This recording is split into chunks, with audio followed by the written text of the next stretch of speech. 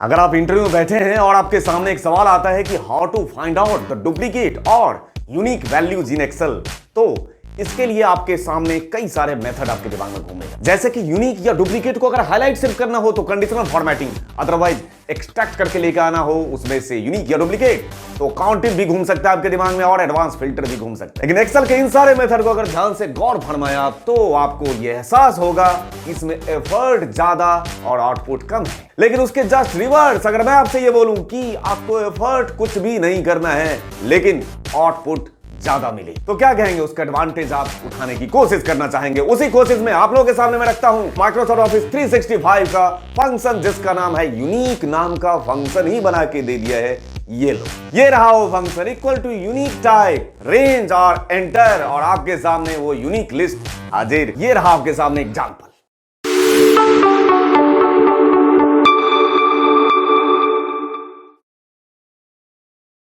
Microsoft office 365 का unique function, उसका unique example लेकर आप लोगों के सामने हाजिर हूं, जिसमें अगर आप लोगों के सामने डेटा सेट दिख रहा है, इसमें 2010 से लेकर 18 तक का ईयर है और ये कुछ विनर के नाम है किसी स्पोर्ट में।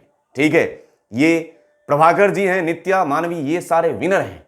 और ये विनर जो हैं, ये एक विनर जो है कई बार कई साल तक रिपीट किया है इन्होंने परफॉर्मेंस अपना। ऐसा हो सकता है ना कि एक प्रभाकर जी हैं तो 2010 में भी जीता है इन्होंने, 2013 में भी, 2017 में भी, उसी तरीके से और मेंबर भी। तो मैं यहां पे अब इनमें से यूनिक लिस्ट एक्सट्रैक्ट करके लेके आना चाहता हूं, जिसके लिए आप लोगों के पास एक्सेल में कई सारे सॉल्यूशन मौजूद हैं, जिसमें आप चाहे वो कंडीशनल फॉर्मेटिंग के थ्रू हाईलाइट करने की बात करो या काउंटिव फंक्शन के थ्रू या एडवांस फिल्टर के थ्रू इसमें से डेटा को एक्सट्रैक्ट करके यूनिक रिकॉर्ड या डुप्लीकेट रिकॉर्ड लाने की बात करो। लेकिन अगर आज मैं आप लोगों के सामने एक फंक्शन रखूं जो ये जितने भी हमने सीखा है मेथड उसके ऊपर भारी पड़ जाए तो क्या कहेंगे? उसको सीखना पसंद करेंगे? मैं पहले उसको यूज करके दिखाता हूं और आपके ऊपर छोड़ता हूं कि ये फंक्शन जो है वाकई यूनिक है या नहीं। अब इसमें से मुझे यूनिक रिकॉर्ड को एक्सट्रैक्ट करके लेके आना है, तो जब तक वहां पे आप काउंट इफ सोचोगे तब तक मेरे सामने आउटपुट होगा। आपको पता भी नहीं चला कब आया आउटपुट। ये रहा आपके सामने, इसमें प्रभाकर, नित्या, मानवी और अमनीत यूनिक है। कैसे?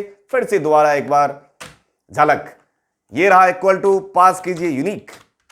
और अब आपसे सिर्फ ये कह रहा है भाई साहब आप मुझे एरे दे दो, बस उसके बाद का काम मेरा है, ब्रैकेट बंद। और मेरे हिसाब से इससे आसान अप्रोच कुछ हो नहीं सकता। आपने पास किया फंक्शन, यूनिक, रेंज पास किया, इसमें से यूनिक ये खुद निकाल के सामने पॉपुलेट कर देगा। है काम की चीज या बहुत ज्यादा काम की चीज? उसके बाद अगर अब आपको फील होने लगा कि हाँ अच्छा ये डेटा आपने ऐसा वर्टिकल डेटा था तो आपने पॉपुलेट करा दिया। अगर मेरा डेटा का ओरिएंटेशन ही चेंज हो तो वो डेटा हॉरिजॉन्टल है, वर्टिकल नहीं। मेरा डेटा कॉलम में ना हो कि ये रो में है इस तरीके से, तो क्या आपका ये फंक्शन तब भी काम आएगा? बिल्कुल काम आएगा। यहां पे पास कीजिए यूनिक। और अब वो आपसे क्या मांग रहा है? एरे। यहां पे आपने पास किया ऐसे रेंज।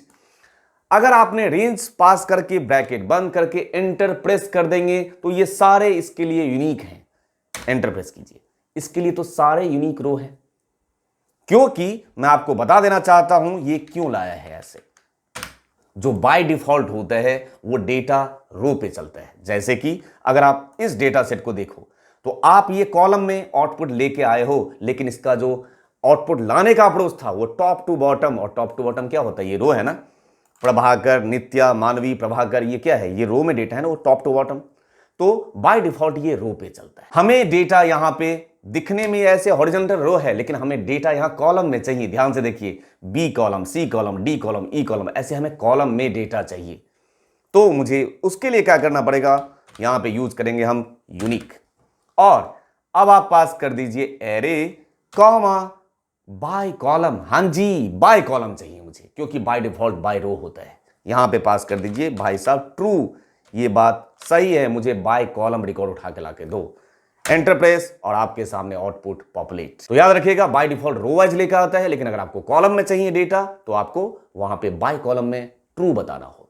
आपके सामने आपका आउटपुट आ जाएगा। उसी तरीके से इसमें से कई सारे जो स्पोर्ट के विनर हैं वो बहुत किस्मत वाले हैं। जैसे रमनीत ने तो अपना परफॉर्मेंस एक नहीं 4 बार दोहराया है। लेकिन आपको कई सारे इसमें ऐसे मेंबर, जैसे हमारे तो भास्कर साहब ही दिख रहे हैं, ऐसे हैं जिन्होंने एक बार तो इतिहास रचा लेकिन दोबारा जिंदगी में कभी मौका उस स्वाद को चखने का, उस जीत के स्वाद को चखने का मौका मिला ही नहीं। अब मेरी रिक्वायरमेंट है कि ऐसे कौन से वन टाइम विनर हैं जिन्होंने जिंदगी में एक बार जीत लेने के बाद दोबारा जीत का स्वाद कभी चखा ही नहीं। ऐसे सिचुएशन में मुझे वन टाइम विनर चाहिए। मैं बात करूंगा यूनिक। ये रहा मेरे पास एरे और comma, by column by row. Skip कर दीजिए, अगर स्किप कर देंगे तो भी बाय डिफॉल्ट रो में ही चलेगा। और अब कह रहा है क्या आपको एग्जैक्टली एक बार वाले चाहिए, तो यहां पे ऑप्शन है एग्जैक्टली वंस, तो यहां पे कर दीजिए ट्रू, ब्रैकेट बंद और एंटर प्रेस करके देखें। ऐसे खुशकिस्मत इंसान जिन्होंने सिर्फ एक बार इतिहास रचा हुए हैं भास्कर जी और सार्थक जी। देख लीजिए आपके सामने, क्योंकि रमनीत 4 बार है ना, ये देखिए 4 टाइम्स विनर है। भास्कर जी और सार्थक जी हैं 1 टाइम विनर। तो इस यूनिक फंक्शन का यूनिकनेस आपको थोड़ा सा अंदाजा लगने लगा होगा। अब मेरे पास यूनिक रो में डेटा अगर लेकर आना है एक और तरीके से, तो जैसे कि मेरे पास मल्टी कॉलम है।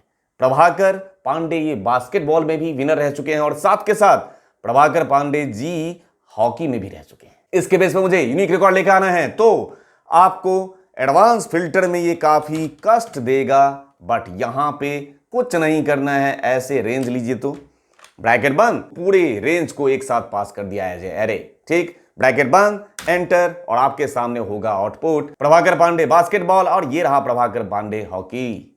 देख रहे हैं कितना बेहतरीन आपके सामने रिकॉर्ड को यूनिकली एक्सट्रैक्ट करके आपके सामने रख दे रहा है। अब इसमें से मुझे सिर्फ विनर का नाम पता करना है, मुझे स्पोर्ट्स से कोई लेना देना नहीं है।